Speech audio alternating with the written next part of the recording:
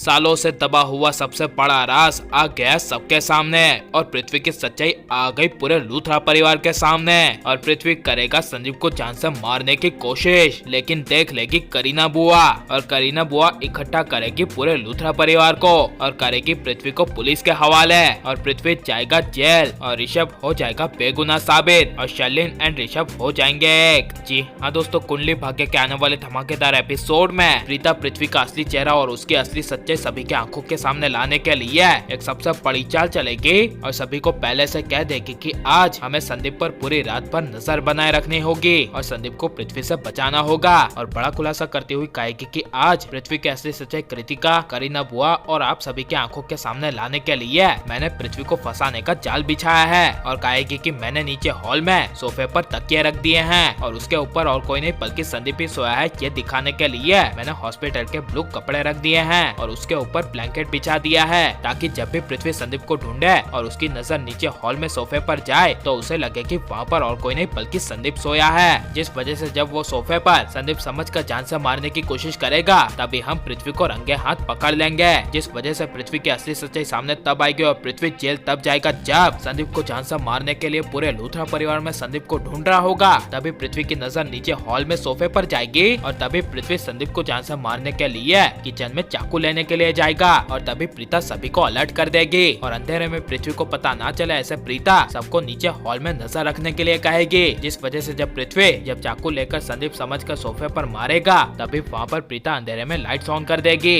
और कहेगी कि पृथ्वी अब तुम्हारा खेल खत्म, तुम्हारा घिनौना चेहरा और असली सच्चाई सबके सामने आ गई है। जिसे सुनकर पृथ्वी हिल जाएगा और हाथ में चाकू लिए पृथ्वी पीछे मुड़कर देखेगा। लेकिन जब वहाँ पर कृतिका आएगी तब पृथ्वी अपना ड्रामा करना शुरू कर देगा और नाटक करते हुए कहेगा कि पता नहीं मैं यहाँ पर कैसे आ गया और ओ माय गॉड ये मेरे हाथ में चाकू पता नहीं कहाँ से आ गया। और कृतिका को कहेगा कि ओ कृति, तुम्हें तो पता है ना कि मुझे नींद में चलने की आदत है, पता नहीं आज मैंने नींद में क्या कर दिया, मैं तो तुम्हारे साथ ही एक कमरे में सोया था। ये सब सुनकर कृतिका पृथ्वी की बातों में आ जाएगी और कृतिका पृथ्वी को समझाने की कोशिश करेगी कि पृथ्वी यहाँ पर सोफे पर संदीप समझकर संदीप को जान से मारने वाला था और हमने इसे रंगे हाथों पकड़ लिया है। और बड़ा खुलासा करती हुई प्रीता कृतिका को कहेगी कि इसकी बातों में मत आना क्योंकि आज ऋषभ जी जेल में है तो सिर्फ पृथ्वी की वजह से, क्योंकि उस दिन संदीप गवाही देने के लिए कोर्ट में आ ही रहा था तभी इसने कोर्ट के बाहर जाकर संदीप का सच में एक्सीडेंट करके संदीप को जान से मारने की कोशिश की। यह सुनकर कृतिका पूरी तरह से हिल जाएगी,